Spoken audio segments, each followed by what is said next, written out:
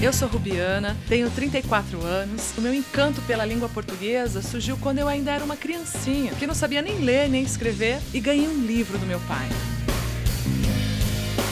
Eu sou Marília, tenho 30 anos e desde pequena sempre gostei muito de português. Hoje sou formada como atriz também, além de professora. A gente vai levar para casa de cada um de vocês um pouquinho do nosso olhar e do que a gente aprendeu através dessa nossa paixão pela língua. Nós vamos viajar pelo Brasil levando temas, desafios e ajudando as pessoas a desvendar os segredos da língua portuguesa.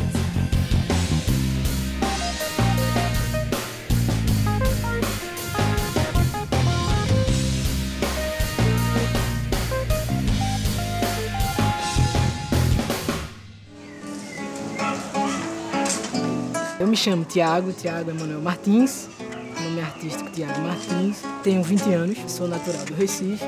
Justina dançou na ciranda essa noite. Eu toco rabeca, toco violão, toco pandeiro, toco alfaia, toco caixa. Com 17 anos eu montei a minha primeira banda. Domingo bem cedinho, foi-se embora trabalhar. Acordou às 5 horas, não quis se apoquentar. E comecei a escrever cordel por esse motivo, pela ligação que eu tinha com a música. Comecei a ler romances de Machado, de Gabriel Garcia Marques. Aí pronto, aí eu fui desenvolvendo e tô aí, escrevendo. O torresmo com pimenta. Na escola eu sempre gostei muito de literatura. Eu não gostava em português da área de gramática. Eu queria não, eu quero ser professor. Eu quero ser professor de literatura, propagar a cultura popular, propagar a literatura de cordel. Tá fazendo verso, pra donzela se encanta. Eu sempre estou buscando mesclar várias vertentes da cultura. E a minha poesia eu faço isso. Eu pego um comentário, a oralidade mesmo do dia a dia e desenvolvo a poesia a partir disso. A notícia do jornal, do outdoor, a lista telefônica. Eu acho que iria enriquecer muito a literatura de cordel fazendo essa brincadeira, né, com os gêneros. Alfazema e patuá, vende essência de alfazema e patuá.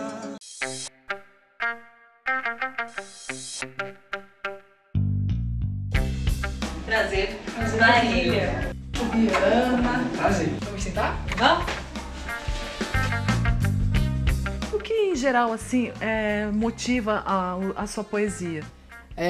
A irreverência nos costumes tradicionais, por exemplo, a partir de um acontecimento na igreja, de uma reunião na igreja e alguma coisa que aconteça de engraçado ali, eu pego e desenvolvo uma poesia a partir disso. Algo que é do cotidiano, que é do dia a dia, Isso. vai ter uma nova roupagem por causa do cordel, da maneira como você vai expressar aquilo. Eu desenvolvo a poesia a partir da oralidade mesmo, popular, da expressão. Gostaria muito de desenvolver a poesia em outros gêneros, outras referências para a minha poesia, né? Seria muito interessante. Só não tive a oportunidade de realizar essa ideia, sabe? Mas a gente tá aqui pra isso. Então vamos embora. Vamos embora? Então vamos. Então a gente tem uma proposta pra você. Vamos ver se você topa. Diga lá. Você quer se embrenhar por fronteiras além do cordel.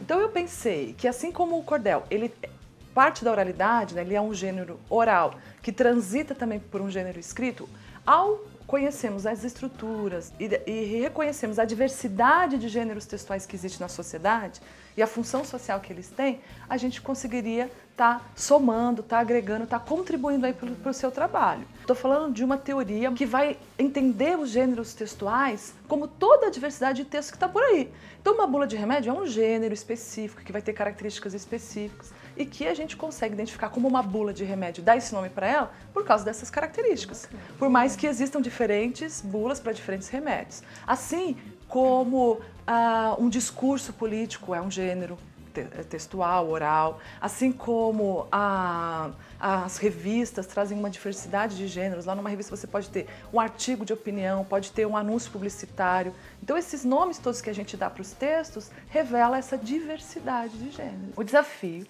é você criar um cordel, que é um gênero textual específico, a partir de outros gêneros textuais, que seria uma bula de remédio, uma lista telefônica e um anúncio de venda de ouro.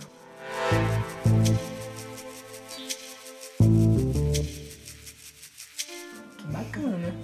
Olha, ele ficou interessado, né? Que são universos bem distintos, imagino eu. Mas como você é criativo, né? É talentoso. E a gente também não queria te propor uma coisa fácil. Certo. E tem também um prêmio, uma recompensa. Uma poesia já é tão boa, né? Com prêmio. Não é? Ai, que Rapaz, delícia! assim, Só fazer a gosta. poesia era maravilhoso. A xilogravura é também uma parte do cordel, não é isso? Não é?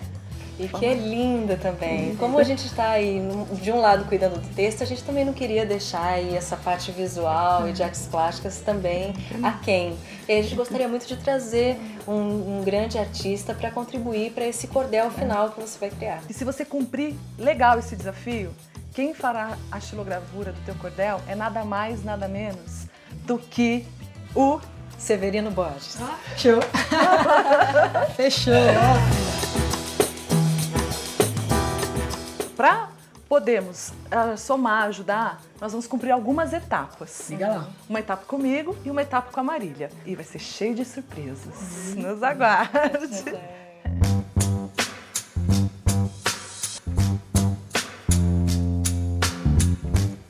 Hoje, a nossa primeira ação ela vai acontecer nesse lugar maravilhoso aqui, à beira-mar.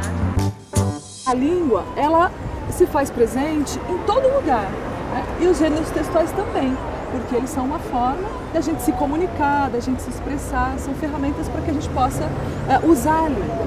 Eu tenho aqui uma crônica do Luiz Fernando Veríssimo. Eu convido você a convidar as pessoas que estão aqui, os banhistas, as pessoas que estão passando aqui pela praia. Vocês irão ler essa crônica e depois que você lê, que a pessoa lê, você vai perguntar para ela como que ela classificaria esse tipo de texto, para você interagir e ver como as pessoas reagem a esse texto. Okay. Você topa essa ação? Vamos embora. Eu vou ficar aqui, me desculpe, tomando uma aguinha de Que campo. coisa boa, tá ok. Tá, eu te aguardo aqui. Até logo. Vai lá, querido. Olá, bom dia, tudo bom?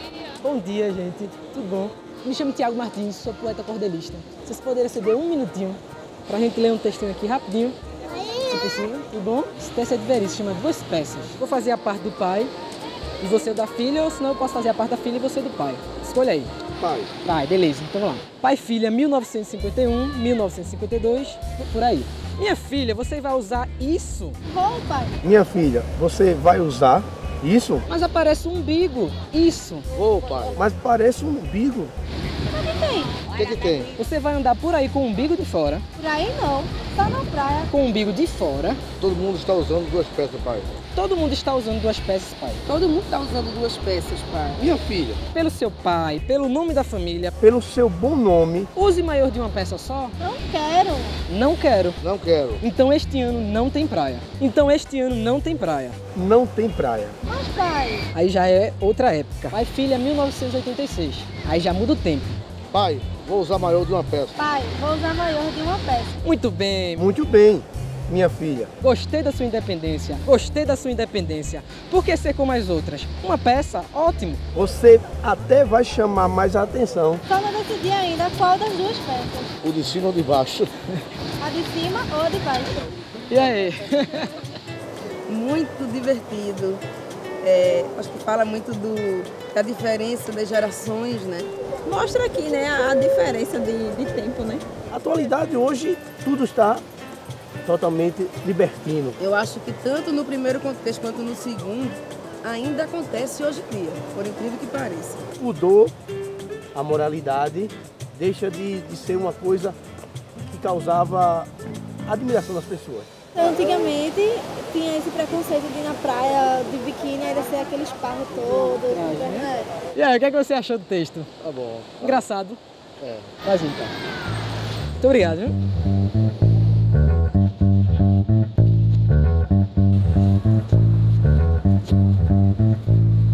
Olá.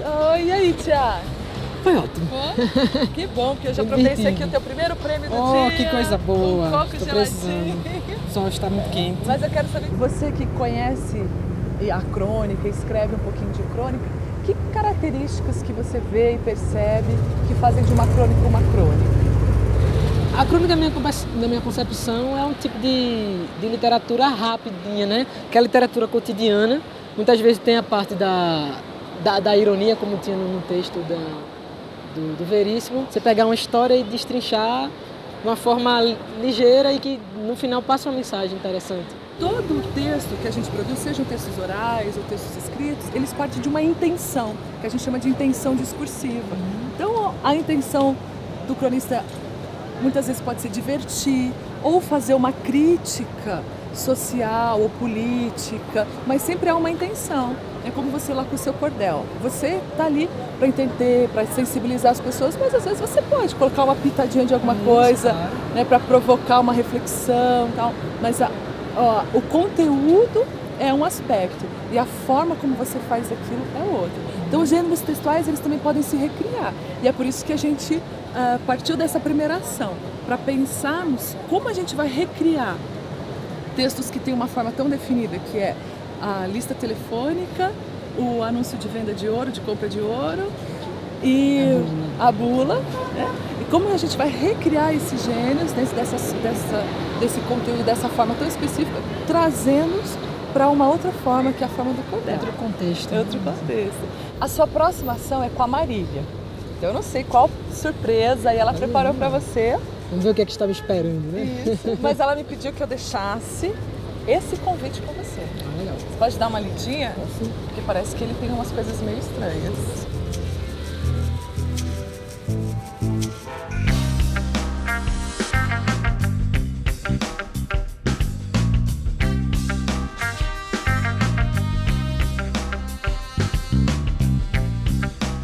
No próximo bloco, você confere se o Thiago vai entender qual é a mensagem do convite.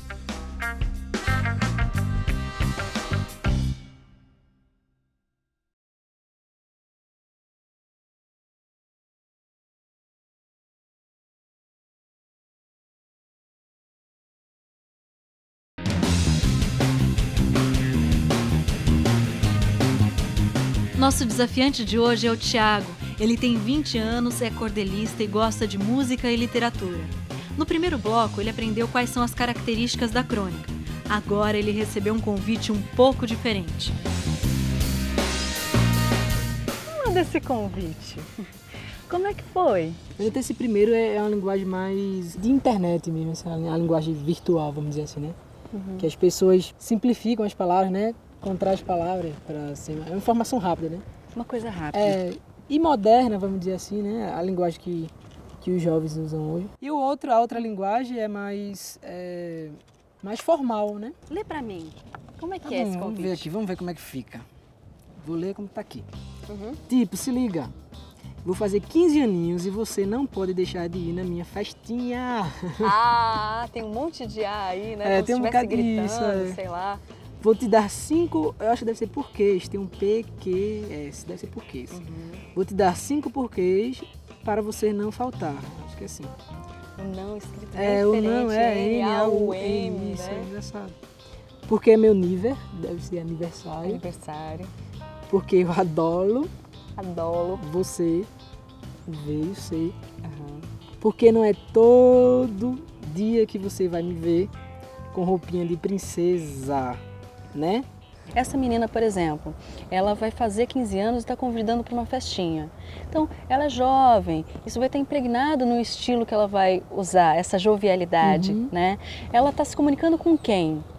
Com os amigos, né? Da idade dela. Os amigos da idade dela. Se ela fosse mais formal, usasse a norma culta, será que os amigos se sentiriam à vontade? Será que eles achariam natural? Não, é só esquisito, né? Aqui embaixo, como é que é? Já é diferente, né? Vamos ver. Tem, porque nossa estimada primogênita conta com sua presença. Você já percebe já, né? Porque é um momento de regozijo. É um momento de regozijo. E comunhão para nossa amada família. Neste momento em que nossa filha tornar-se-á uma jovem e deixará para trás a primavera da infância, em nome dos sagrados valores familiares, desejamos sua presença para comungarmos neste momento tão glorioso. Aí você vê uma linguagem mais formal, né? A mensagem que eu vou escrever tem tudo a ver com quem eu estou falando, para quem eu estou mandando, né? Para o meu destinatário. Então, todo texto ele tem um destinatário. E isso eu vou ter sempre em mente quando eu estiver escrevendo. Diz para mim, se você fosse fazer um convite para o seu aniversário, como é que ia ficar? A sua linguagem, impregnada do seu tempo, do seu jeito de convidar. Se eu fosse convidar os meus amigos de poesia, aí seria bem, eu botaria assim, Não pensa não, faz. Posso fazer aqui? Faz. Quer convidar eles? Vou. Convida eles. Minha letra não por isso. Eu botaria... Gente boa da gota serena. O poeta Tiago Martins os convida para uma noite de verso e cantoria. Um abraço apertado, feito pinto no ovo. Que ótimo. Tiago Martins. Está muito claro aqui a sua preocupação com o seu interlocutor. É um convite. Mas me diz uma coisa, não está faltando nada aqui não? Eles vão saber aqui. Local. Não é? Local. Aqui embaixo, local. Mercado da Madalena, às 18 horas. O convite, ele vai ter as informações de estar convidando para quê, aonde, quem e quem está convidando, né? O destinatário e aqui você tem o remetente. Bom, Tiago, então agora que a gente está assim quentinho no exercício, fazendo um monte de coisa, aquecido, eu trouxe para você aqui o material. Certo. Que eu gostaria que você trabalhasse nele, assim como a gente trabalhou aqui no convite. Eu trouxe aqui uma bula de remédio, tá? Textinho, outro gênero, outra coisa. Desafio mesmo, lista telefônica, aqui dentro está o anúncio de compra e venda de ouro. Eu quero que você trabalhe com as 3 coisas, transportando as 3 para o mesmo texto de cordel. Você já tem aí a sua intimidade com o cordel, tudo. Quero que você reúna esses 3 tipos de texto no cordel que você vai criar. Bacana. Tá bom? Desafio aí legal. da próxima vez que a gente se encontrar, você já vai estar com esse texto em mãos e aí eu tenho uma surpresa para você.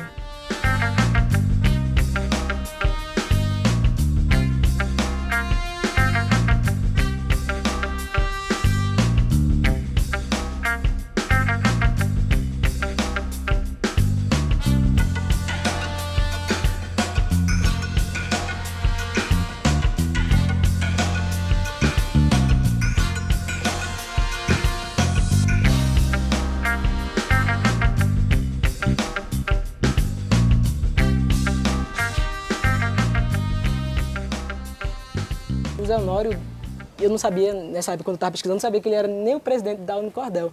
Mas aí, um amigo me indicou. Então, para desenvolver a poesia, eu pesquisava o lance da métrica, da rima, mas aí, da oração. Mas aí eu via na poesia de Zé Honório, deixa eu ver como é que ele faz para poder fazer igual. Deixa eu ver a minha, deixa eu ver a dele, assim. Aí o poeta Cícero Lins, eu já conheci ele num recital, que eu fui mesmo com um público mesmo para assistir. E ele recitou uma poesia maravilhosa, muito irreverente. E eu fiquei apaixonado assim. Eu disse, pô, é isso que eu quero fazer. E o Edgar também, que tem um trabalho muito bacana com a literatura de cordel, que também é o lance do projeto de vocês, de usar o cordel como uma ferramenta pedagógica, né? Então, muito bacana, assim, muito legal estar com meus ídolos aqui, assim, os poetas. O poeta, normalmente, ele não utiliza esse artifício de escrever errado, né? Ou falar essa fala popular, né? O regionalismo, né? Ele, na verdade, ele utiliza a linguagem do cotidiano dele, né? Então os cordelistas tradicionais, né? Eles utilizam isso. Agora é lógico, muitos deles, né, não têm uma formação escolar, não tinham no passado, né? E aí eles cometiam alguns deslizes da norma culta, né? A questão de concordâncias e tudo mais, né? Mas não intencionalmente. Agora, existe um estilo dentro do cordel que é a poesia matuta.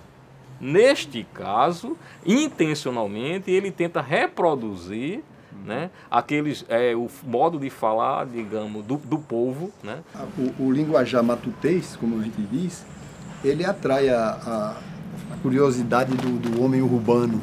É interessante a gente escutar a maneira como o matuto fala. O leitor desatento, Muitas vezes ele não consegue distinguir isso, nem identificar, e aí ele sai com a impressão de que o poeta escreve errado ou fala errado, ou que o nordestino hoje fala daquele jeito, né? O Tratativo do Assaré era um exemplo, né? Assim, ele tinha um linguagem, ele lia muito, né? Mas não deixava de dizer doutor com acento, né? Para rimar com falou, um exemplo, né? Ele sabia que estava errado, então, mas a questão da pronúncia é certa. Pronto, então começa a poesia. Você quer ficar em pé aqui? Como você quiser. Posso ficar pé? Deixa eu ficar aqui em pé.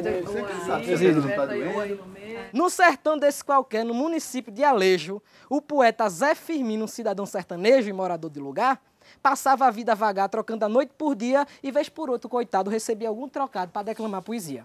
O ofício de Firmino não era como os demais, mas em assunto diverso era um poeta capaz. Em tudo que ele achava e via, pretexto para poesia e motivo para vecejar. Glosava moto adoidado e, quando estava cansado, cantava para descansar.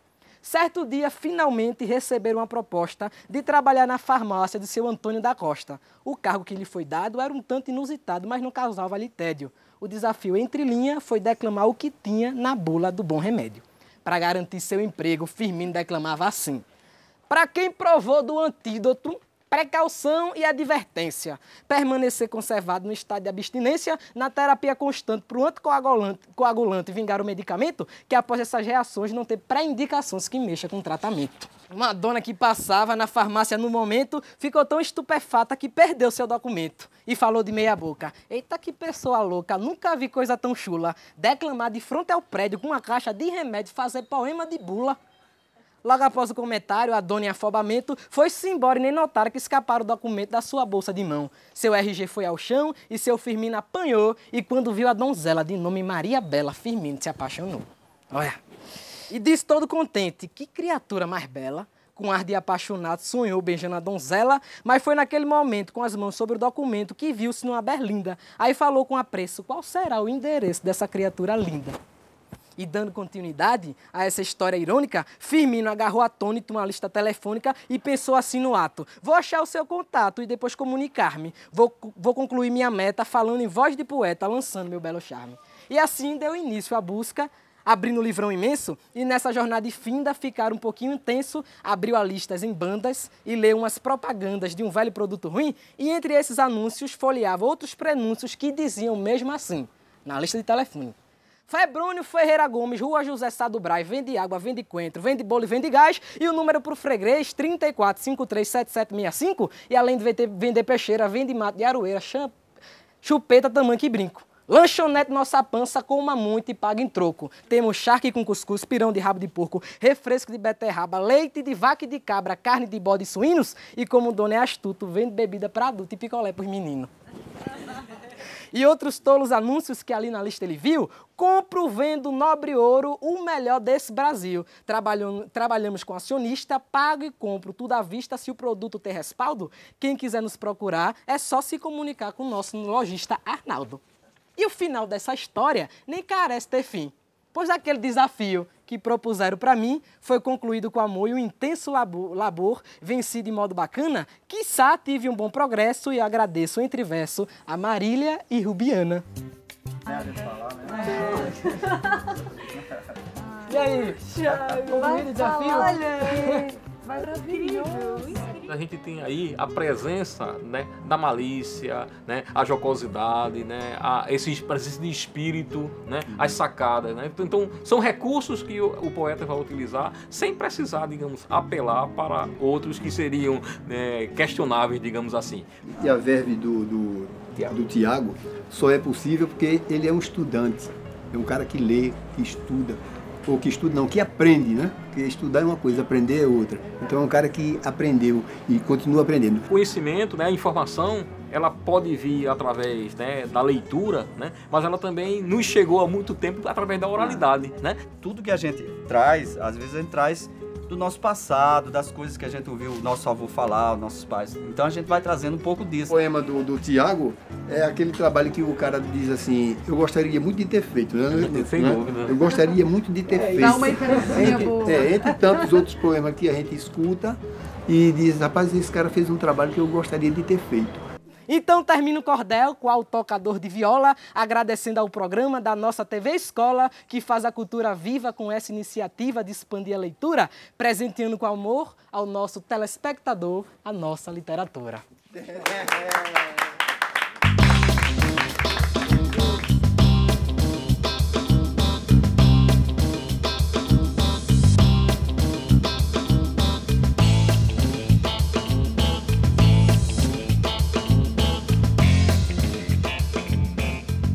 Você conseguiu brilhantemente transformar isso num terceiro gênero, mostrando essa flexibilidade dos gêneros, como os gêneros se readequam, como os gêneros se recriam a partir da necessidade e da intencionalidade. Ele caracterizou muito bem o contexto, então ele introduziu o uso de cada um desses gêneros no texto dele, né?